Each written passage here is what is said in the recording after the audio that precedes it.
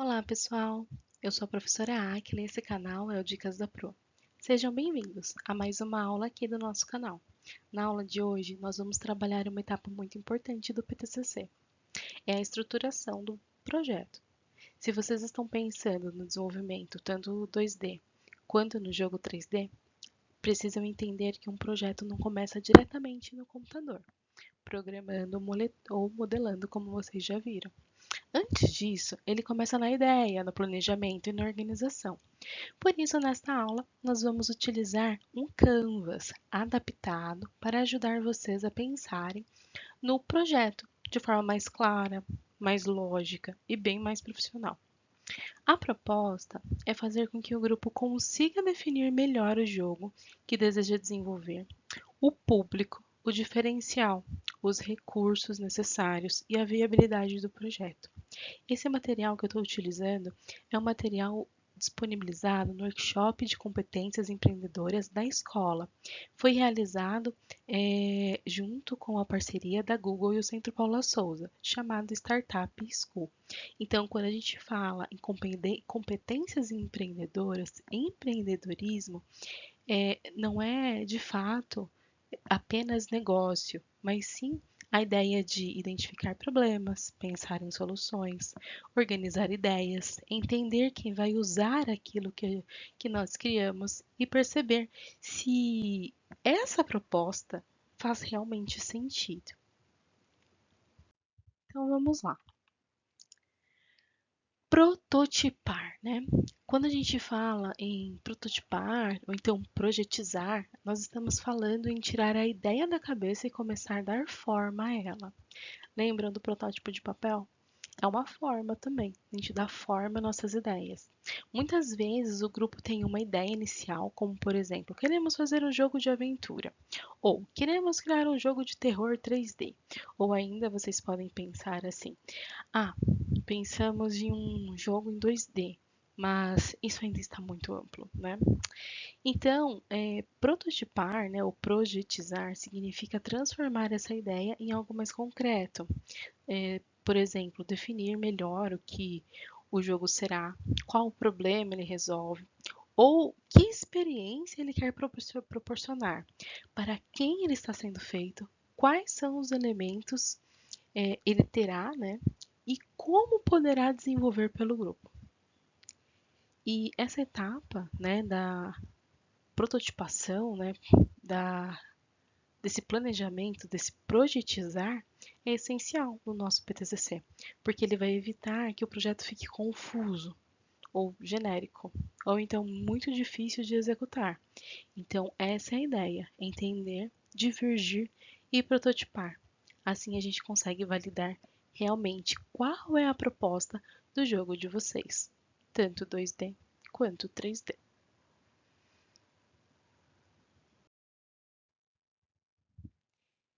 Esse é o livro base. E aqui são os 9 blocos, né? Então, nesse momento, eu estou apresentando para vocês esses 9 blocos que vão organizar todo o projeto. Esse é o Canvas, né? É uma forma adaptada. Então, esses blocos funcionam como se fosse um mapa mesmo, tem tudo uma ordem lógica de preenchimento. E eles vão ajudar aí o grupo a olhar para o jogo não apenas como um produto técnico, mas como uma proposta completa, integrada.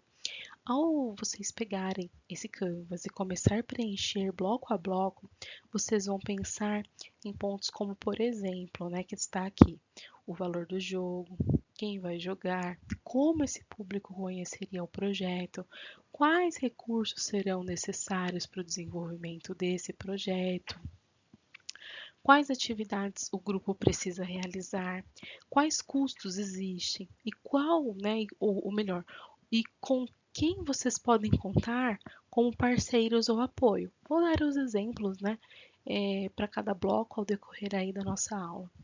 Então, mais do que preencher um quadro, né, vocês estarão construindo a lógica do projeto de PTCC. O PTCC de vocês vão estar, assim, todo tá baseado todo nesse canvas.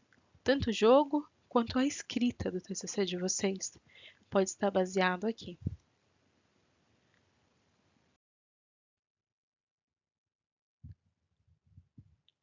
Então, lembrando, né, que esse Canvas, ele é uma adaptação, tá bom? É uma adaptação simplificada para a realidade escolar e para o desenvolvimento do TCC. Nós não vamos trabalhar com a complexidade total de um modelo empresarial, e o foco da aula não é transformar vocês em uma empresa de jogos nesse momento. Nesse momento, tá bom? O foco é ensinar vocês mesmo a se organizar, organizar o projeto de forma estratégica e também madura. Então, vocês vão fazer assim, ó. Façam com bastante seriedade, né? Mas sem travar por achar que precisa ficar perfeito, né? Vocês precisam fazer. E o importante é que o grupo consiga pensar, discutir e registrar o que vocês estão pensando, né? Registrar bem essa proposta do jogo. Então, esse Canvas tem toda uma ideia, né? De utilizar tanto a parte lógica, tanto a parte criativa aí do cérebro, né? Tanto o hemisfério esquerdo quanto o hemisfério direito. Então, essa divisão também está bem colocada nessa divisão dessas 9 partes, né? Tem um lado esquerdo, tem um lado direito, e um lado é bem mais criativo e outro lado é bem mais lógico. Olha lá, como nós temos um lado bem mais criativo, por exemplo, como que nós vamos chegar, né, ao cliente, quais são os canais, e o outro lado é mais pensando nas atividades chaves, quais são os custos, aí seria um lado mais racional mesmo. Mas todos os lados aí são importantes da mesma forma.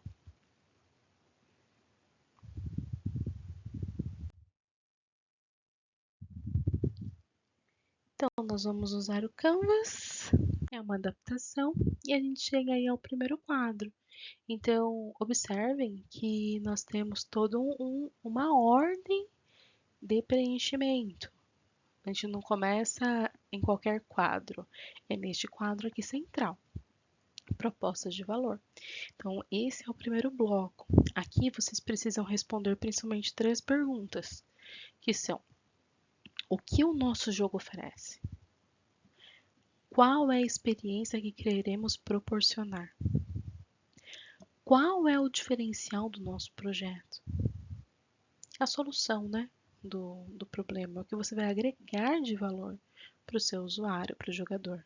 No caso de um jogo, né, tanto 2D quanto 3D que vocês precisam desenvolver, a proposta de valor pode estar na diversão, na estética, na narrativa, no desafio, que mais? Na inovação da mecânica, ou até mesmo um objeto educativo, né? Por exemplo, um jogo 2D de plataforma com temática ambiental. Vocês já pegaram, né? Tem um grupo que está falando sobre isso. Ou então um jogo 3D de exploração com uma narrativa psicológica. Foi a ideia que eu comentei para um grupo, né? Desenvolver. Ou então um jogo casual, educativo para crianças. Ou aquele exemplo que eu dei na uma das aulas, né, que a gente está fazendo, por exemplo, das emoções, né, para gerir e identificar as emoções do público infantil. Ou até mesmo um jogo de sobrevivência com foco em decisões estratégicas. Então, essa é a proposta de valor. Aí, o grupo precisa deixar claro o que torna aquele jogo interessante. Vamos pensar, ou seja, por que alguém jogaria esse jogo? O que ele entrega de especial? Esse é o diferencial. Essa é a proposta de valor. E aí vocês precisam preenchê-la. Bloco 2 é o segmento de clientes, os usuários. Então, depois de pensar no valor do projeto, nós precisamos definir para quem esse jogo está sendo desenvolvido. Lembra que nós falamos um pouquinho da persona, né? Nós temos o público-alvo, ou melhor, nós temos o segmento, o público-alvo, e aí sim nós temos a persona, que é o cliente ideal, o usuário ideal. Então, quem é o público? São crianças, adolescentes, jovens, jogadores casuais, fãs de terror, pessoas que gostam de raciocínio, usuários mobile, jogadores de computador. Então, qual é esse público? E isso é muito importante, porque o público vai influenciar diretamente o estilo do jogo. Se o público for infantil, a linguagem, as cores, a dificuldade, a proposta serão totalmente diferentes do que um jogo voltado para adolescentes, ou então até mesmo para adultos, certo? E também vale pensar nos chamados primeiros usuários, né? Ou early adopters, ou seja, quem seriam as primeiras pessoas a testar esse jogo? São colegas da escola? São os amigos? São professores? Ou um grupo específico de jogadores? Então precisa estar bem segmentado. Quem é esse usuário? Né? Quanto mais claro estiver esse público, a persona, mais coerente vai ficar aí o seu projeto. Então a gente vai conversar diretamente com essa pessoa, né? Com esse usuário aí ideal. Então esse é o segmento aí de usuários ou segmento de clientes. Canais é o terceiro bloco. Neste bloco, vocês vão pensar em como o jogo chegaria aí ao público. Então, definir a proposta de valor. Definir para quem é. Agora, como que eu vou chegar neste usuário? Como as pessoas conheceriam esse projeto? Por onde ele seria divulgado? Em que ambiente ele seria apresentado? Aí nós temos que pensar como nós estamos falando em um planejamento de trabalho, de conclusão de curso. Os canais podem incluir, por exemplo, apresentação na escola, divulgação em redes sociais, vídeo demonstrativo, canal no YouTube mesmo, publicação de trailer. Seria bem interessante vocês terem isso até para o próprio TCC, no dia da apresentação, vocês terem um trailer tanto para o projeto 2D quanto para o 3D. E pode também ter uma página simples do projeto, uma apresentação em feira. Tem, né, várias feiras que tem aqui na ETEC, ou uma amostra técnica, uma feira, né? Então nós temos aí várias possibilidades de como chegar aí até esse cliente. Se o jogador tiver a versão jogável, também é possível pensar em onde ele ficaria disponível para teste, né? É uma possibilidade. Esse bloco também vai ajudar vocês a entenderem que criar um jogo não é apenas desenvolver o jogo. E também é importante pensar em como vocês vão apresentar esse projeto para as outras pessoas. Então é a ponte, né? Como que eu conecto esse valor agregado do cliente até o cliente, né? O canal. Relacionamento é o quarto bloco. Agora nós vamos pensar no relacionamento com o usuário. No caso do projeto de vocês, isso significa refletir sobre a experiência do jogador. Por exemplo, também, né, o contato que ele terá com o jogo e com a proposta desse jogo. Por exemplo, algumas perguntas que a gente precisa responder aqui. Vocês pretendem receber feedback? Lembra lá do feedback da Netflix? Tem lá o joinha, né, com uma mãozinha, ou dois joinhas porque você gostou demais daquele jogo, ou joinha para baixo, né, que é o símbolo de negativo. Vocês dão feedback, o usuário dá feedback por ali.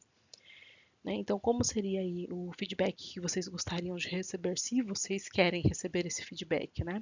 Querem aplicar testes com usuários? Vocês vão observar a experiência de uso? Vocês pretendem fazer melhorias a partir de retorno recebido? Então, são perguntas para a gente verificar como que vai conectar esse relacionamento, né? Se eu tenho a proposta de valor, se eu sei para quem eu sei chegar nessa pessoa, como que eu vou manter o relacionamento com essa pessoa? Esse bloco aí é muito importante, porque para o TCC mostra a maturidade do grupo. E um bom projeto não é aquele que apenas é criado, mas é aquele que também é avaliado, testado e melhorado, né? Tem um desenvolvimento contínuo. Então, pensem assim: como vocês vão ouvir o usuário? Como saberão se o jogo realmente funciona, se agrada ou se faz sentido? Aí que vocês vão conseguir desenvolver de fato, né, as melhorias do jogo, pensando nesse bloco aí, no bloco 4, que é o relacionamento.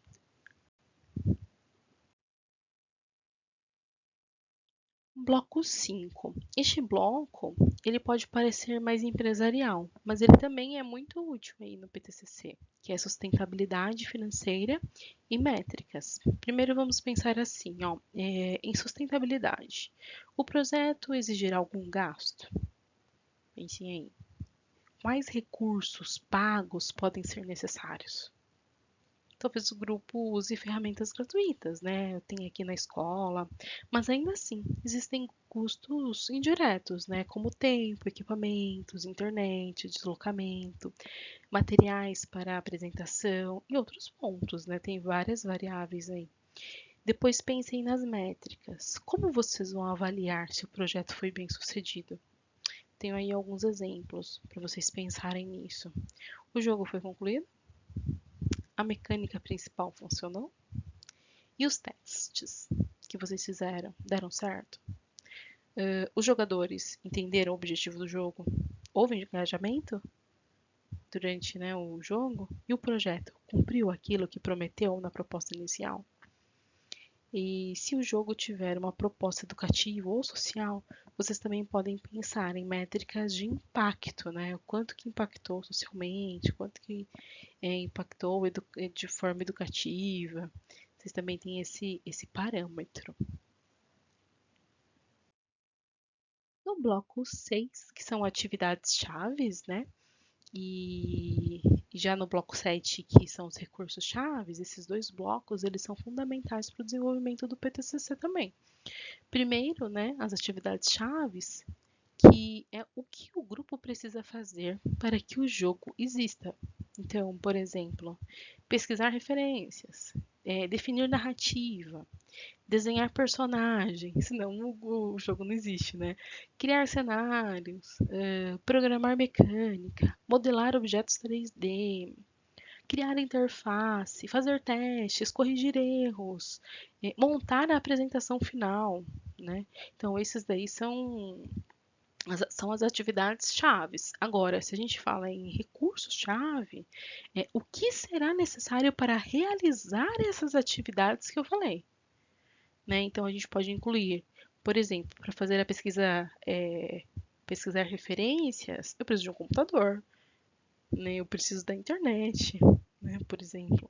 Então, a gente pode incluir o computador, o software, a gente precisa de uma IDE, né? Uma engine de desenvolvimento, conhecimentos de programação, de design, de modelagem, precisa de um roteiro, precisa de um protótipo, edição de som, uma organização do grupo, tempo disponível. Então aqui o grupo já começa a perceber, né, com mais clareza, o tamanho real do projeto, né? Se é uma bucha, tá desenvolvendo aí o tema que vocês escolheram, se vocês deixaram muito aberto, né, o tema de vocês, se dá para diminuir o escopo ou se realmente é um tema plausível, né? Isso vai ajudar muito para evitar aí grandes ideias, né? É, demais para prazo indisponível, né?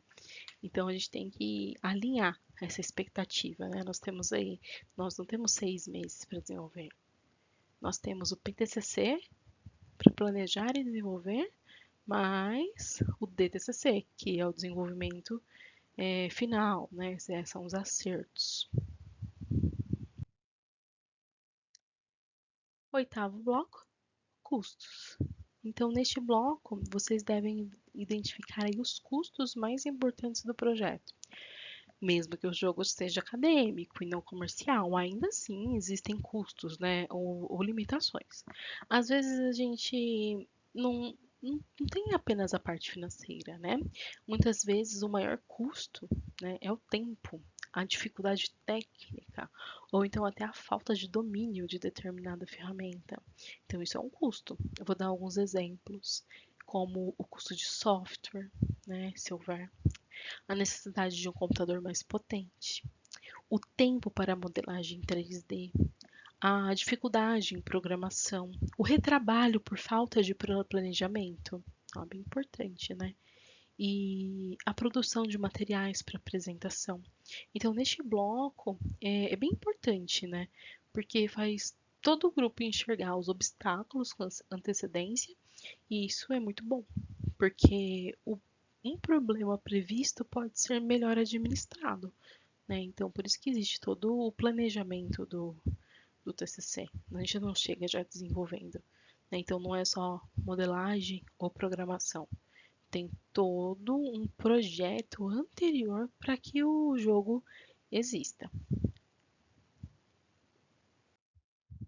Último bloco, parceiros e stakeholders, né? Por fim, temos aí esses dois itens, que no contexto do PTCC isso significa pensar em quem pode contribuir com o projeto, né? E de forma direta ou indiretamente. Então, pode ser o professor orientador, né? O orientador, outros professores, colegas que testam, né? O jogo, ou até mesmo que programe junto, né, com ideias, ajuda mesmo, os amigos que ajudem com a arte, com áudio, pessoas que deem feedback, e a escola, né, como o espaço de apresentação de vocês, além de plataformas ou comunidades que sirvam de inspiração.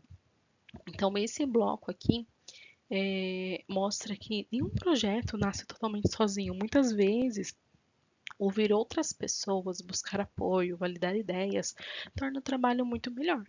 Então é bem importante esse ponto. Nenhum desses blocos tem aí hierarquias de importância. Todos são importantes de forma igual. O que existe é um passo a passo para o preenchimento. Então vocês devem preencher do bloco 1 até o bloco 9.